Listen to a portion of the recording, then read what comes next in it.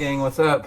Welcome back here to another edition of Intuitive Angling. And man, I really appreciate you guys taking a little time out of your day to check the video out. I know there's a bunch of videos out there you guys can be looking at on other channels, so thanks a lot for taking some time to check out Intuitive Angling.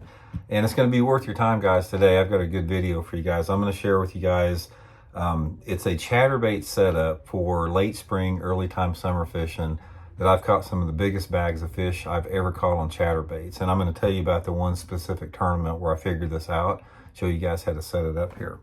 So first of all, where I sort of figured this out at is I had a FLW tournament down at Kentucky Lake. This has been several years ago. And the first day of the tournament, I found this area. There was some grass on the lake at the time. And I found this one area where I was fishing, a big grass flat out there, and caught some good fish and practice on it. I went out there the first day of the tournament, and guys, I could not get these dang fish to stay on. I caught one fish that day that weighed 5 pounds, 11 ounces, and I lost probably 7 or 8 other big ones, 4 to 6 pound fish. I was just devastated. I could not figure out, what I needed to do to catch these, to get the fish in, which you normally lose them on a chatterbait. I had the right rod set up, I had the right line, everything. So the only thing that I could figure is I needed to change my chatterbait profile a little bit. And I was throwing, basically at the time I was throwing just a skirted chatterbait. And I had I think I had at the time, I had one of those Lake Fork shads on the back of it, green pumpkin that resembled a perch, that type of stuff. So I knew that they wanted the chatterbait. I knew they wanted to bite it. So I changed up a different profile on there. And actually there was another angler in the tournament that was fishing that same area, and I saw him throwing a big giant swim bait out there. So I got thinking, it's like, man, I need to try a big swim. Maybe these fish are feeding on big gizzard shad, so I need to try some type of a different swim bait. So I took out the biggest swim bait I had in my box, which was this Megabass. This is actually the Freestyle, the Megabass Mag Draft. Took my skirt off my chatterbait, and I threaded this Freestyle on there. And one of the things you have to do when you're threading this thing on, guys, you have to sort of stay up on high on the top, because there's got a slit here. If you go too far down, you'll hit that slit. But I'll show you how I threaded this thing up.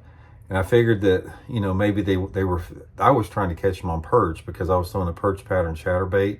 So maybe they'd eat a shad. So I rigged it up like this, 3/4 inch chatterbait on a big Freestyle Mag Draft 6-inch swim bait like that. Started throwing that, guys, and I caught 24 pounds that second day of the tournament, and jumped from, way down the pack and made a good check in the tournament. I think I had the second biggest bag of the day that day. Everybody else was catching them on ledges. I was the only one fishing shallow, and I think one guy had 26 pounds. I had, 23 or 24, all on the big chatterbait shad pattern like that on there. So ever since then, guys, this has been one of my go-to early summer baits. It's like there's a small window of time that this thing works. I can't catch nothing on this setup early in the year. I can't catch anything on this setup later in the year. It's like a May, June deal. It's like when those fish get done spawning, they're hungry, they're wanting a big meal. They want to, the bigger females that is, they want to recuperate, they want to eat a big meal.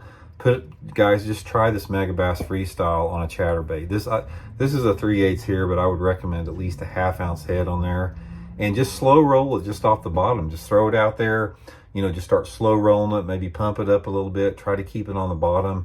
And if you guys there's 2 situations I found that's worked since then. Again, if you got grass flats, you can't beat grass flats with a chatterbait and the Freestyle here, or fishing deeper points or ledges. All the ledge lakes, this is going to be good, or fishing deep points. A friend of mine did really good on it.